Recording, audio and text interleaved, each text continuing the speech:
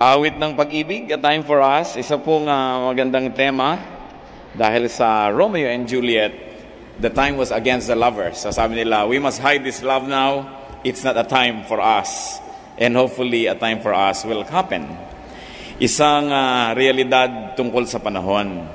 Parang sinabi nila sa sarili nila, this is not the time for us. So kailangan lay low, let's be easy, and let's not attract too much attention to ourselves. It's a good question. Is it a time for us? Is it a good time? Or what is the present time good for?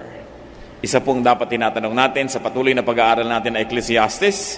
At sa ngayon, sa darating na chapter, ang pamagat ng pag-aaral natin, A Time for Us. Heavenly Father, we thank you that you have time for us. That your time is always right. In fact, your timing is perfect. We ask you to give us wisdom, O God, that we may learn to value time and to understand its mystery. Patawarin niyo kami sa pagsasayang namin ng panahon at sa panahon ng aming kapwa.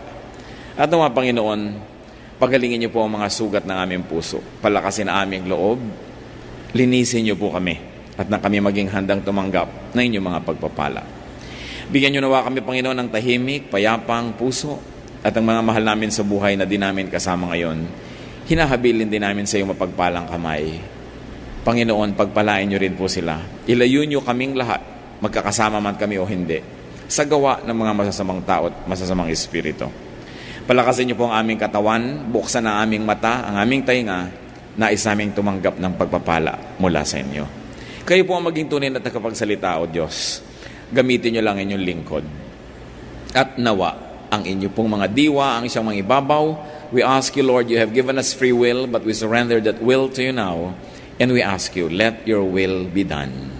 Protect us as we gather in your most holy presence. Lead us. Glorify only yourself. In the name of Jesus our Lord, we pray.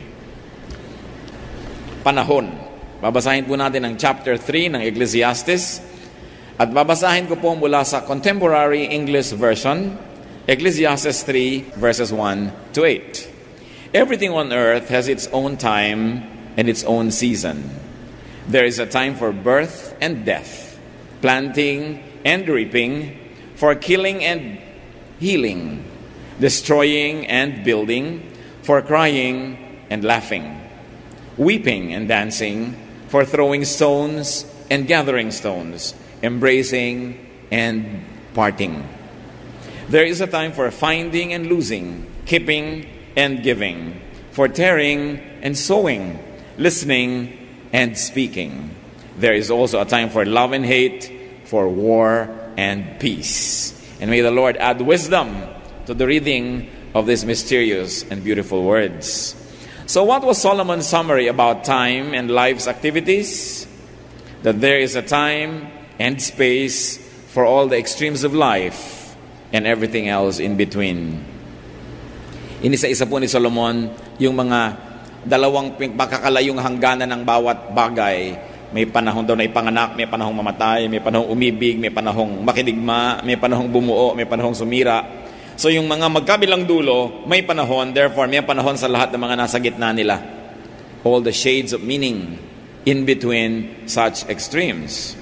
That a person is wise when he times his activities well. Kung may tamang panahon para sa lahat ng tamang bagay, ang matalinong tao ay yung gumagawa lang ng tamang bagay sa tamang oras. O kaya ay itinatama ang oras ng maging mga tamang dapat gawin. A person is wise when he moves according to time or according to the times. When he flows with time and not contradicts it. When he benefits from time and timing and is not punished by it. A person is wise when he does not miss good timing and when he does not waste time. And a person is wise when he will not be surprised by life's twists and turns, by reversals, by changes. Kung sa simula pa lang ng buhay ay ating dinidibdib na may oras ang lahat ng bagay, hindi tayo magugulat na iba-ibang bagay ang dumarating sa iba't ibang panahon. At hindi tayo mawawala ng direksyon, ng pag-asa, ng lakas, kung naiiba man ang mga bagay, sapagkat sinabi na bawat bagay ay may panahon.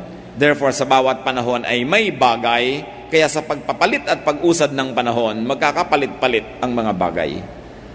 Ang dapat lang, handa ang tao na maunawaan ito. Na tayo ay umagos kasabay ng paglakad ng panahon at hindi natin ito salungatin tulad ng isang taong lumalangoy laban sa agos. Kundi tayo ay sumasakay sa takbo ng panahon. Because no condition is permanent. Yan ang isang conclusion. May time daw to be born, may time to die. So yung physical life is not permanent. May time to love, may time to hate. So even love is not permanent. And even hatred is not permanent. Time and life shuttle between extremes. Mula sa pinakamadilim na gabi hanggang sa pinakamaliwanag na tanghaling tapat.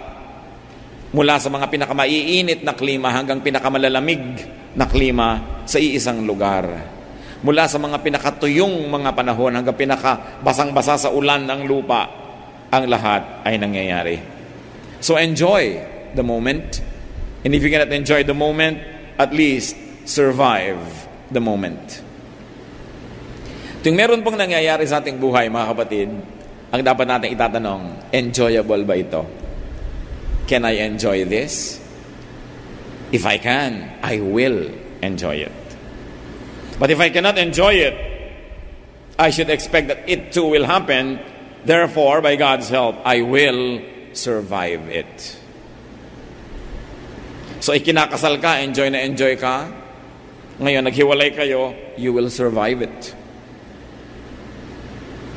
Sabi mo, kung hindi ko may enjoy ang isang bagay, palilipasin ko lang ito.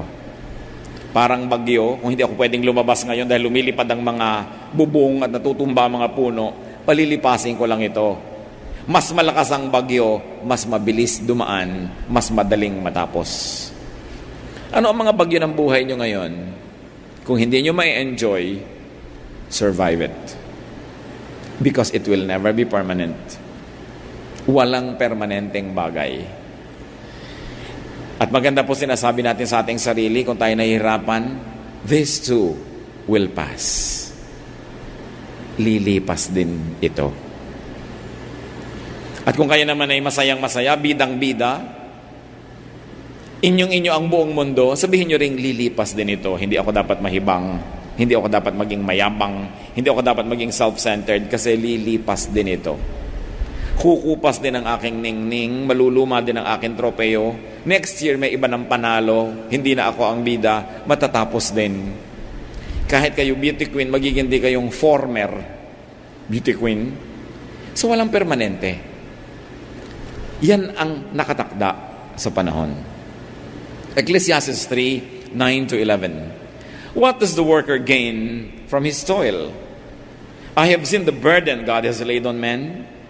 He has made everything beautiful in its time. He has also set eternity in the hearts of men, yet they cannot fathom what God has done from beginning to end. Ano daw po ang napapala ng gumagawa? Wala naman.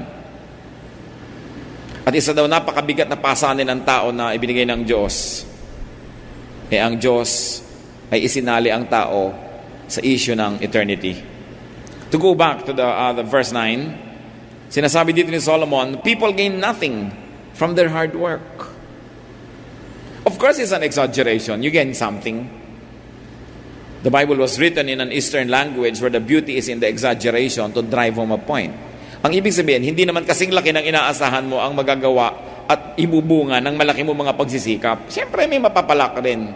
Pero hindi ganun kalaki tulad ng yung inaasahan. Tulad ng, kung lumalaki ang iyong kita, inaasahan mo ba na lalaki ang iyong gagastusin sa iyong sarili? Hindi lagi, dahil dadami ang hihingi. Dadami ang aasa. Dadami ang mga gagastahan din. Meron kang konting nadagdag sa sarili mo, pero hindi laging napunta yun sa iyo lahat. Kung inaasahan mo, nagaganda ang iyong buhay pagka ganito ang nangyari, hindi naman lagi. At yung mga taong hirap na hirap mag-rearrange ng bahay, ng cabinet, maglinis ng mga loob-loob ng mga kahon-kahon, actually maghapon ka na pagod. At the end of the day, wala naman talaga na bago dahil lahat naman ng laman ng bahay mo nandun pa rin sa bahay mo, liba nila itinapon mo. Nagkaiba-iba lang ng lugar, nandun din. Kaya kahit anong gawin natin dito sa planeta, kuhanin mo man yung mga bato mula sa mga bundok, gawin mong bahay mo, wala ka naman talaga nadagdag sa planet dahil nandun pa rin yung bato, lumipat lang ng lugar. So kung akala natin nagiging magaling tayo talaga, kaya nating baguhin ang mga bagay-bagay, yan sinasabi ni Solomon, hindi, akala mo lang yun.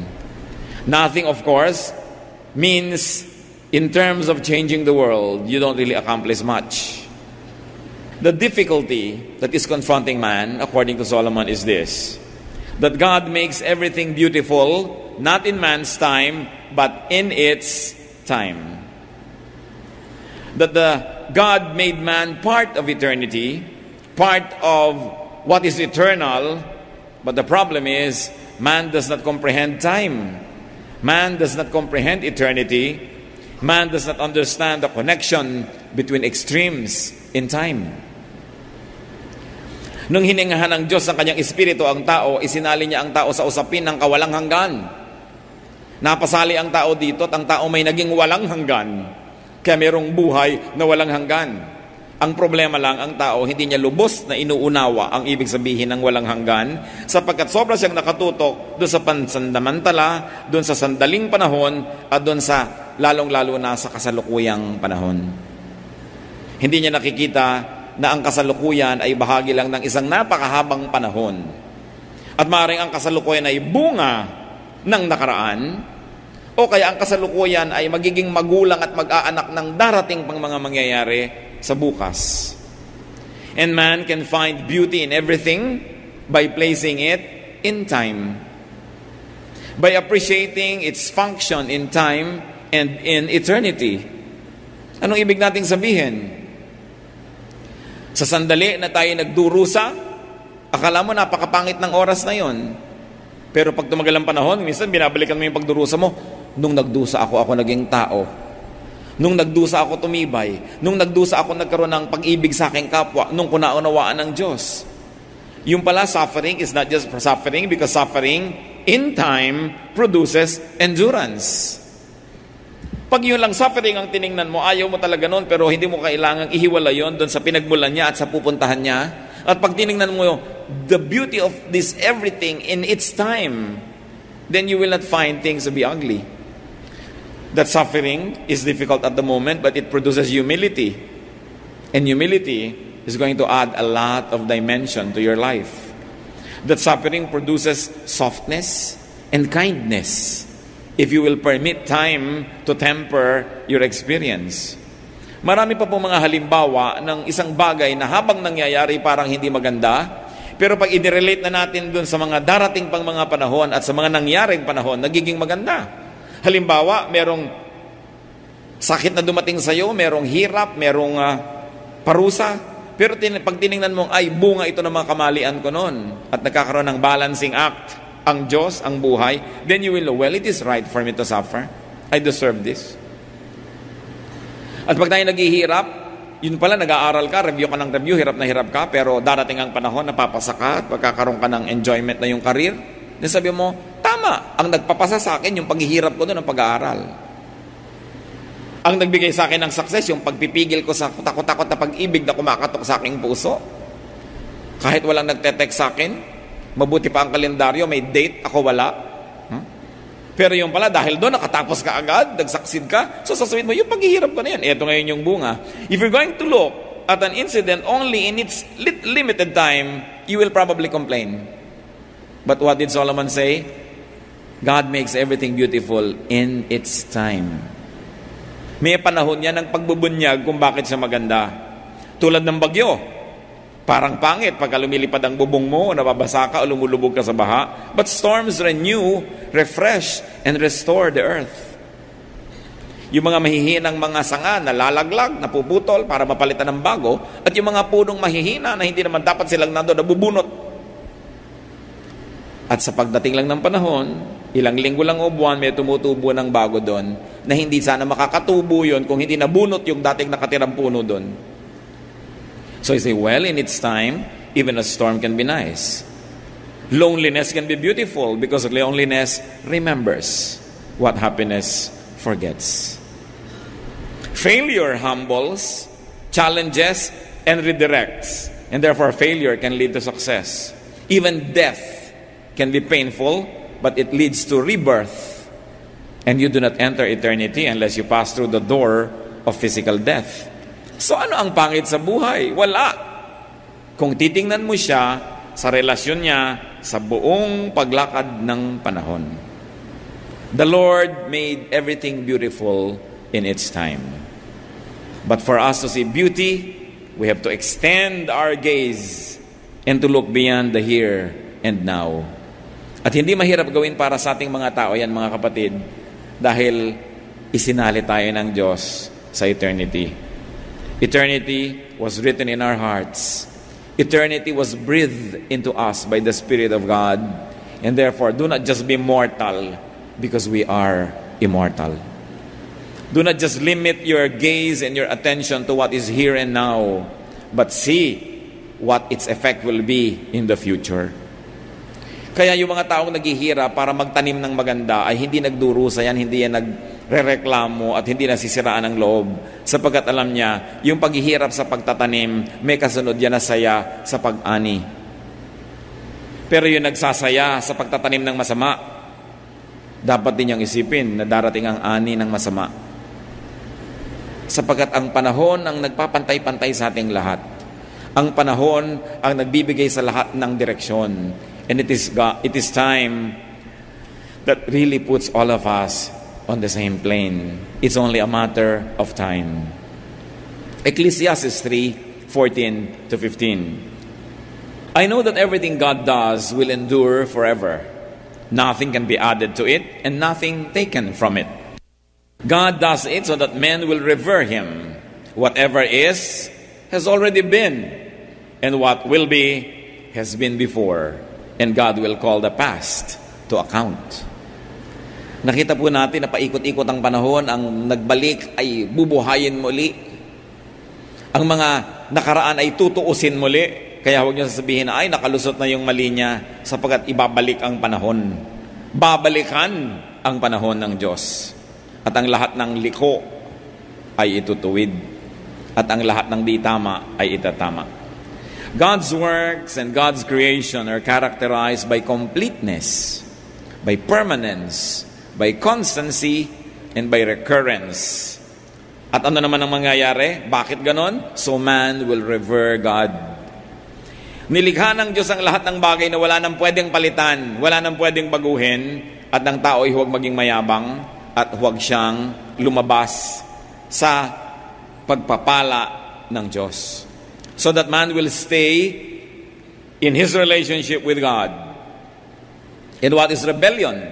Rebellion and disorder are defined as usurping legitimate authority or going out of one's place or orbit. No one creates. We can only recreate. No one creates. We can only rearrange. We can only reorder. What do we mean? Ano pang maidadagdag yung note sa Do, Re, Mi, Fa, Sol, La, Ti? Halos ang lahat ng Western music na kinumpose at marami ring Eastern music, paikot-ikot lang doon. Can you imagine how many songs you can create of Do, Re, Mi, Fa, Sol, La, Ti? Yung tono lang na yun. Nakatungtong na doon lahat ng tono. Gaano karaming words ang pwede nating makreate sa A, B, C, D, E, F, G up to Z? Ilang letters lang yan? 26 letters ba yan sa alphabet? Ilang words ang magagawa natin? Ilalagay mo yung A, susundan mo ng B, tapos lalagyan mo ng C, lalagyan mo ng O, ibang word na yon. O ang unahin mo, lagyan mo ng N, lagyan mo ng LY, ibang word na yon. Pero may invento ka bagong letra. Bukod dun sa nilikha na ng Diyos para sa iba't ibang mga kultura at wika. Meron pa ba tayong kulay na maiimbento bukod dun sa laman ng basic color chart na ang lahat ay nasa gitna na nun, all the shades of color? May invento pa ba tayong bagong shape bukod sa bilog, triangle, rectangle, lahat-lahat ng yan? So kaya lang nagkakaroon ng mga bagong imbensyon, lalagay mo yung bilog dito, lalagay mo yung triangle doon, iniiba-iba mo lang ang kombinasyon. Pero wala ka naman talagang iniimbento. You don't create, you only recreate and rearrange. At yung mga taong tinatawag na creative, hindi talaga sila nagkikreate. Wala ka makikreate na bago. Kahit yung mga bagong recipe, nanggaling lang yun sa mga dati ng mga sangkap, iniba lang ang timpla at proportion. Kahit yung eka mo, bagong mga pabango, bagong chemicals, nandun na yung mga chemicals na yun, Pinag-iba-iba lang ang sangkap at dami nito, konti nun, ininitan, nilamigan, ganun lang yun. Pero ang lahat ay nandun na. Sapagkat nang nilikha ng Diyos ang buhay, nang nilikha ng Diyos ang mundo, on the seventh day He rested because His work was finished. Nagawa na lahat. Kaya ang mahalaga ngayon ay dahil sa ating pag-iisip, pananalangin ay bumubukas ang maraming mga bintana ng ating kaisipan at nakikita natin yung nandun na dati pero hindi natin nakikita dati. And that is what you call enlightenment, realization. Lahat ng karunungan ay nandyan na. Ang tanong lang ay, alam mo ba yun o hindi? At paano mo kinocombine ang karunungan para gumawa ka ng isang buhay? Napakahalaga.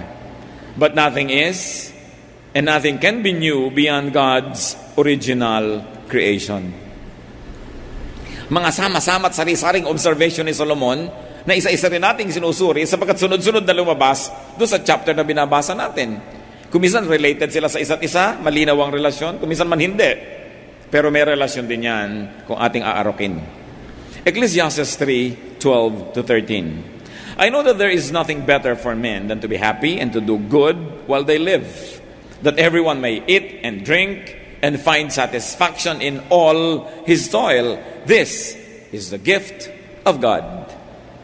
So matapos siya magreklamo na marami daw hirap na inilagay ang Diyos sa tao, hindi maunawa ng tao yung pangkawalang hanggan, marami siyang hindi mauunawaan, pero sabi niya, pero may mga madali ring maunawa. Sabi ganon. Ito ang dapat gawin. That man should react to and live with such reality by striving to be happy and to do good within the system.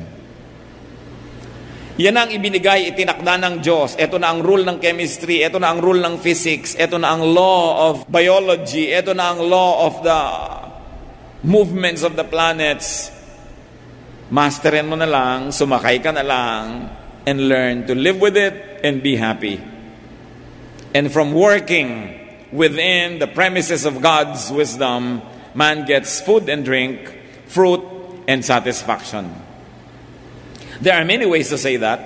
Yung sinabi dito na, sabi niya, I know that there is nothing better for men than to be happy and do good while they live, that everyone may eat and drink and find satisfaction in all his toil. One way to read that is this, that a man works to earn what can satisfy him.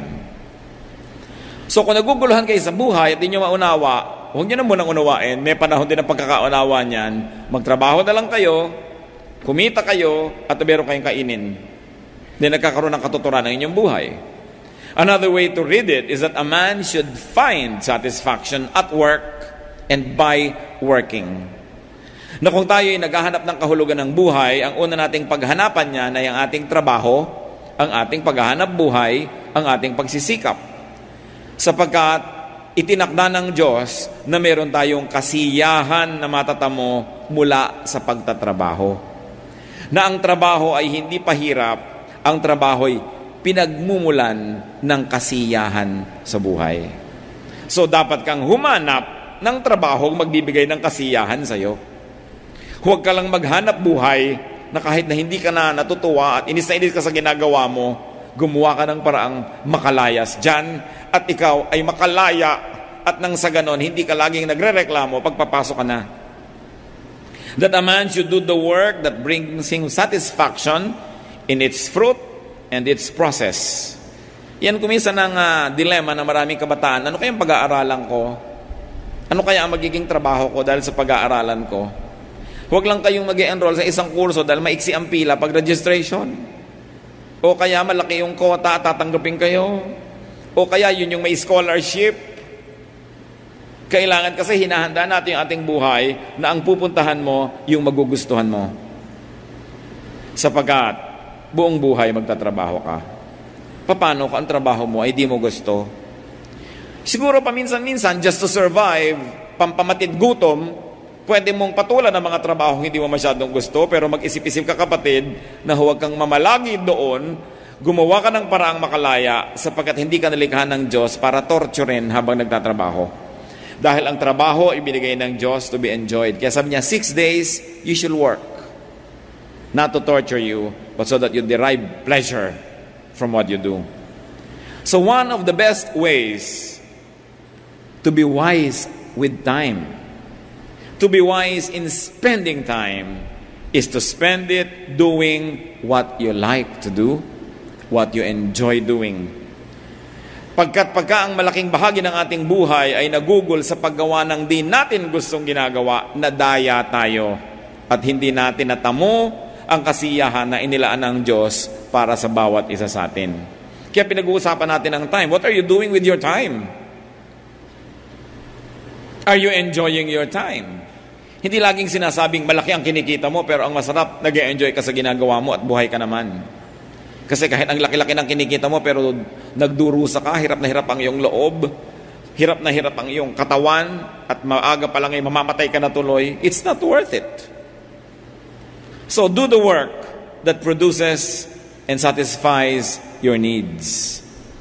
And after every work, you know, what God said, nung nagkikreate siya sa Genesis, sabi niya, it is good. And after God did this, He said, it is good. Kapag meron kang ginawa na tingnan mo, pagkatapos mong ginawa, sabi mo, it is good. Hindi yung gusto mong ibalibag, itapon at gusto mong takpan dahil hindi mo siya ipinagmamalaki, hindi ka natutuwa sa Kanya. Therefore, that is not the work that you should be doing.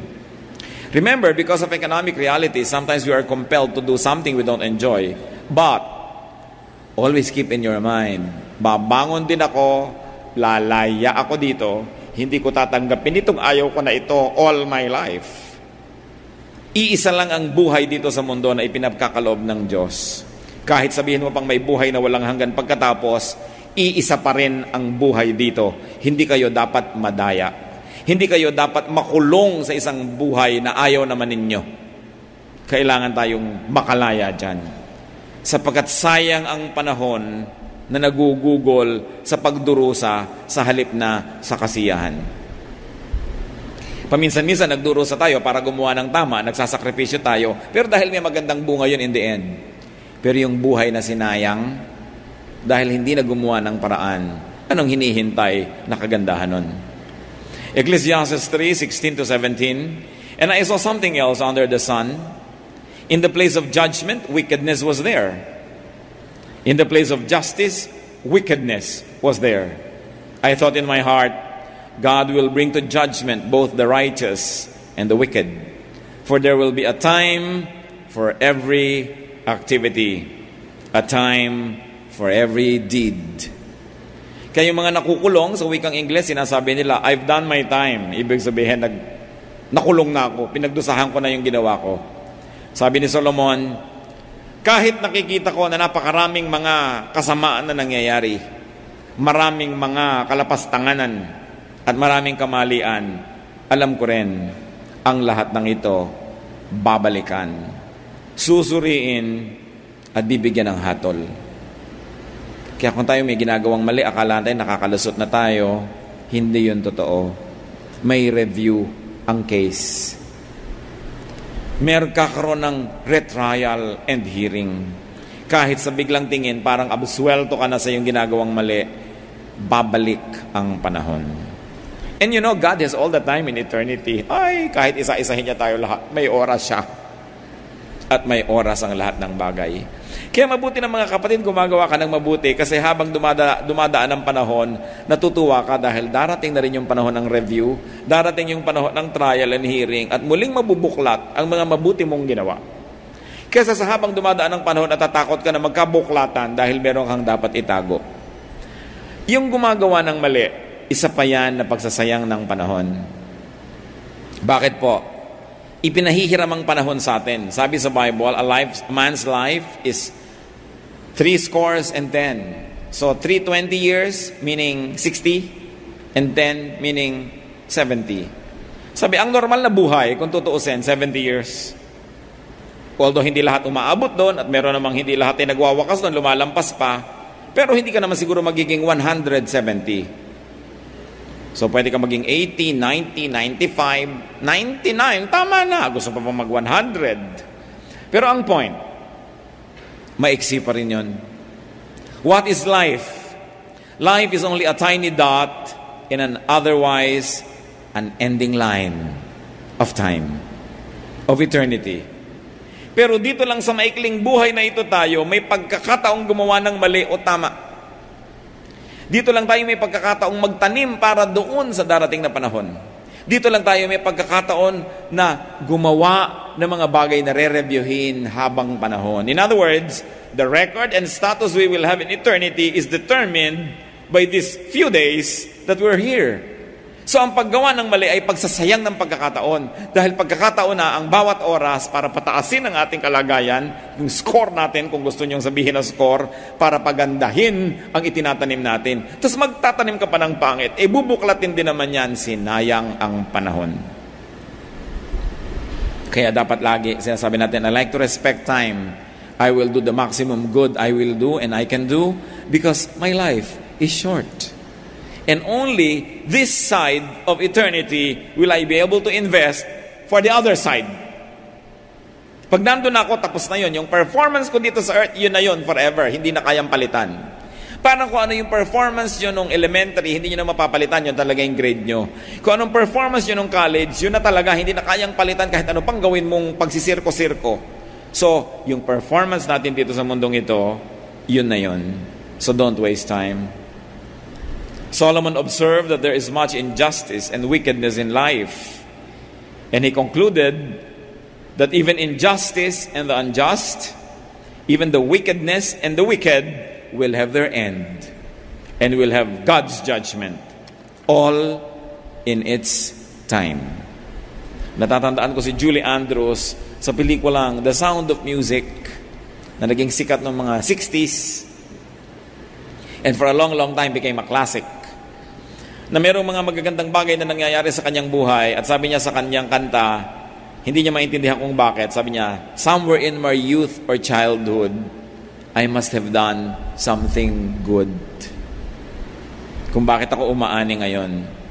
At kung minsan man umaani tayo ng pakla, ng pait, ng mga hindi magagandang bunga, baka may ginawa rin tayong mali.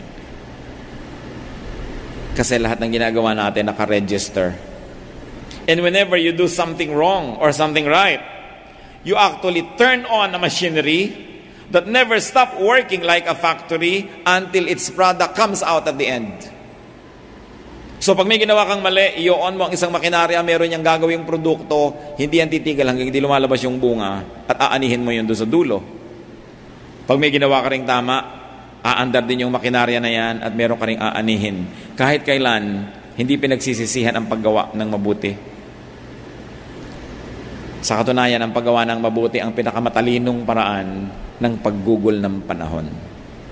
Ecclesiastes 3:18-21, I also thought, as for men, God tests them so that they may see that they are like the animals. Man's fate is like that of the animals. The same fate awaits them both. As one dies, so dies the other. All have the same breath. Man has no advantage over the animal. Everything is meaningless. All go to the same place. All come from dust. And to dust, all return. Who knows if the spirit of man rises upward and if the spirit of the animal goes down into the earth? Iba talaga mag-isip din to Solomon. At ang binabasa natin para mga random thoughts of Solomon. Kaya kung saan niya tayo dalhin, doon naman tayo pupunta ng discussion. And Solomon's observation about men and animals is this: they are similar. That they both live and then both of them die. They both decompose and return to the ground. Sabi niya, who knows for sure what happens to each one of them after each one dies? Napakarami siguro mga application ng katotohanan na yon. One is to be humble, to be down to earth. But one very practical application, do not oppress animals. Sabi ni Solomon, pareho lang kayo mamamatay. Pareho lang kayo magiging lupa. So maging mabuti ka kahit sa mga hayop, sapagkat ang Diyos ay mabuti sa kanila. It's grounding us. It's giving us humility. It's teaching us to deconstruct our notions about our self-importance. And Solomon is saying, huwag kang mayabang. Yung daga, yung pusa, yung pagong, yung paru-paro at butiki at ikaw, pare-pareho lang tayong mamamatay. So dapat iniisip mo ang mga bagay na yan. Ecclesiastes 3:22. So I saw that there is nothing better for a man than to enjoy his work, because that is his lot. For who can bring him to see what will happen after him? Pabalik-balik po si Solomon na sinasabi, konting bagay lang mahalaga, at isa dyan, mag-enjoy ka sa iyong ginagawa. Solomon's conclusion about life, and for our discussion now, a man should enjoy his work. A man should enjoy his present. A man should enjoy his time because he does not know what is ahead. Ang lahat ng malalasap niyong kasiyahan, lasapin niyo na. Huwag niyong tagalan ng tagalan. Huwag niyong tikisin ng tikisin ang inyong sarili dahil hindi niyo alam kung buhay pa tayo bukas. Yung mga iba, sobrang pagtiti sa sarili. Sabi, hindi bali, babawi din ako. Yung pala, gumraduate ng bigla. Hindi na nakabawi. Dapat, lagi ko nga pong sinasabi, bawat oras may bakasyon ka na ilang minuto. Bawat araw, meron kang bakasyon na ilang oras. At bawat linggo, may bakasyon ka malang na isang araw. Bawat buwan, may bakasyon kang ilang mga araw. Bawat taon, ilang linggo na bakasyon. At kung dumating yung grand vacation mo and enjoyment na 3 buwan na sunod-sunod, salamat. Pero hindi man yung dumating, hindi ka na nalugi. Bawat araw, regalo ng Diyos. At hindi obligasyon ng Diyos na bukas, bigyan ka na naman niya ng isang araw. So habang inireregalo ng Diyos, lasapin natin sapagkat mabuti ang Diyos.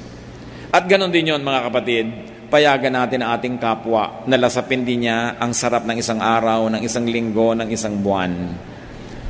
Lalong-lalo yung mga taong nasa ilalim ng ating kapangyarihan o influensya, let's allow them, let's permit them, let's enable them to enjoy life and to enjoy work.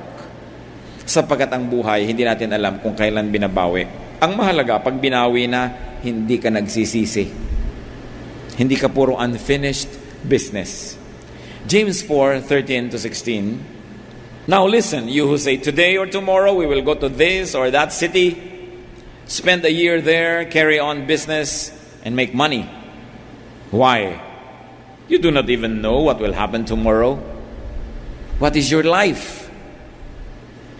You are a mist that appears for a little while and then vanishes. Instead, you ought to say, if it is the Lord's will, we will live and do this and that. As it is, you boast and brag. All such boasting is evil. Kayabangan pala yun, yung magplano ka. At the end of the year, magka-grand vacation tayo. Yabang, hawak mo ba yung end of the year? So, ang sinasabi natin, kung loloobin ng Diyos at buhay pa tayo, at papayagan niya tayo, yun ang gagawin natin. At bakit mahalaga po na laging sinasabi kong loloobin ng Diyos? Kasi naipapaalala natin sa ating sariling maaaring hindi niya loobin. Na maaaring walang bukas, tapos na. So, dapat, ginagawa natin ang mabuting dapat gawin sa iba at sa sarili sapagkat hindi natin alam kung ano ang mangyayari bukas. 1 Corinthians 10:31, so whether you eat or drink or whatever you do, do it all for the glory of God. You see, you're eating, you say, I'll enjoy it for the glory of God. Because God is good to provide me with such nice food. Natutulog ka, sabi mo, I'll sleep with feelings and enjoy it.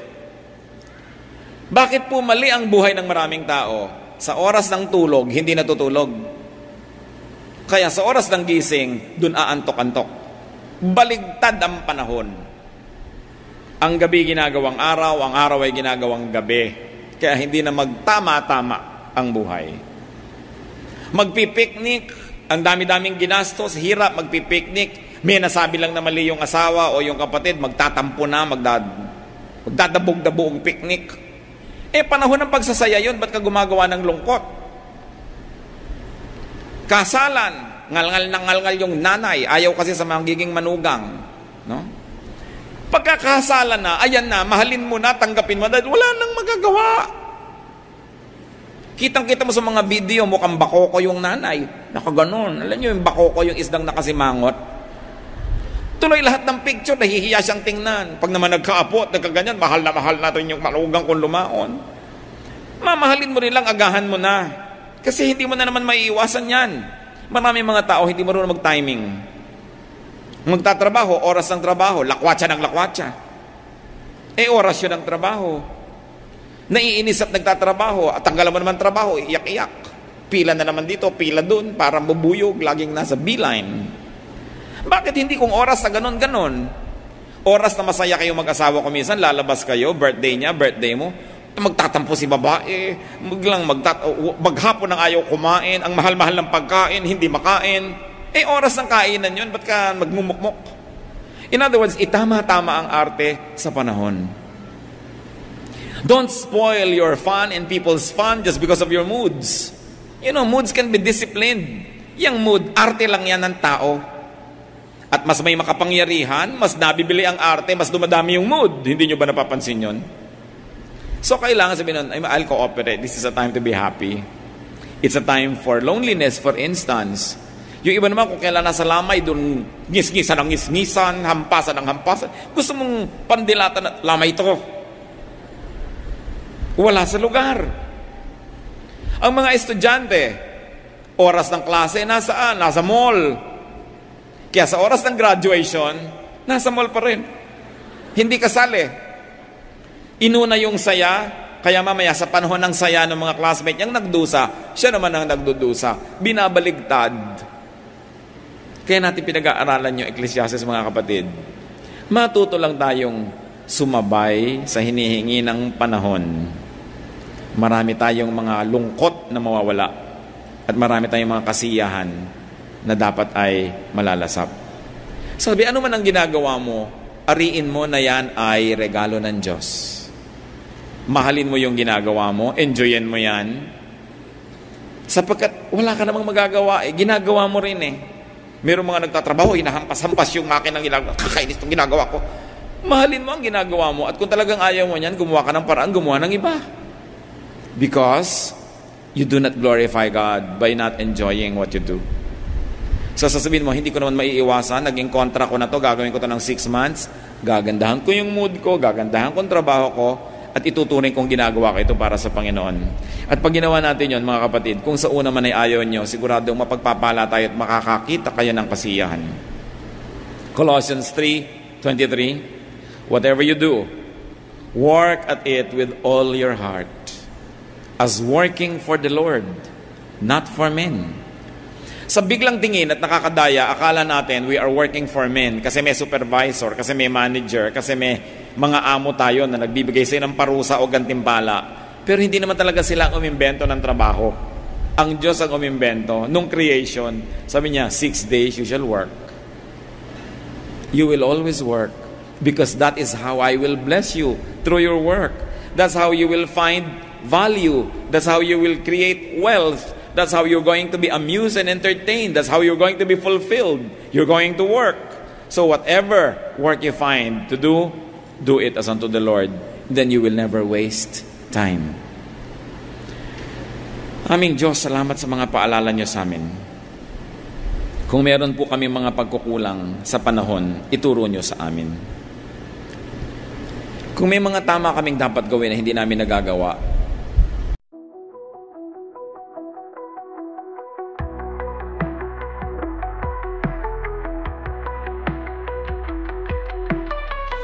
in the glow, city lights choking the night. Empty hands reaching out, nowhere to find. Broken dreams like shards beneath our feet. Echoes of whispers, no soul can meet. Eyes wide open, can't see through the haze. Neon signs flicker, stories of our days. Concrete jungle tangled in my mind, searching for reasons, but reasons blind. We dance with ghost shadows beneath neon, anchored to the past, future already gone. Can't escape the pull, dark thoughts intertwined. Melodies fade out in the silence we find.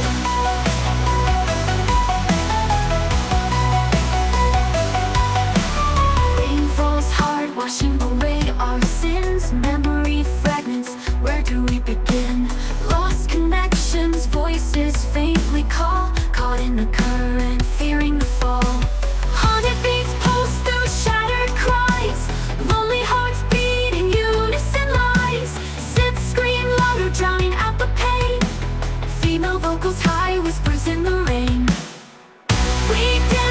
ghost shadows beneath neon, anchored to the past, future already gone. Can't escape the pull, dark thoughts intertwined. Melodies fade out in the silence we find.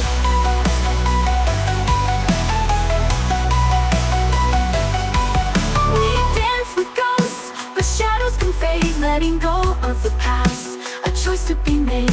Break free from the pull, rewrite the design. Melodies rise up, a new strength we find. Rain falls hard, washing away our sin. Rain falls hard, washing away our sin. Rain falls hard, washing away our sin. Melodies rise up, and new strength we find. Rain falls hard, washing away our sin. Rain falls hard, washing away our sins. Rain falls hard, washing away our sin. Melodies rise up, a new strength we find. Right beat, a rhythm, a steady refrain, breaking the silence, washing away the rain. Hope ignites a spark, a fire in our eyes. Together we'll rise under brighter skies. We dance with ghost shadows beneath neon, anchored to the past, future already gone. Can't escape the pull, dark thoughts intertwined. Melodies fade out in the silence we find.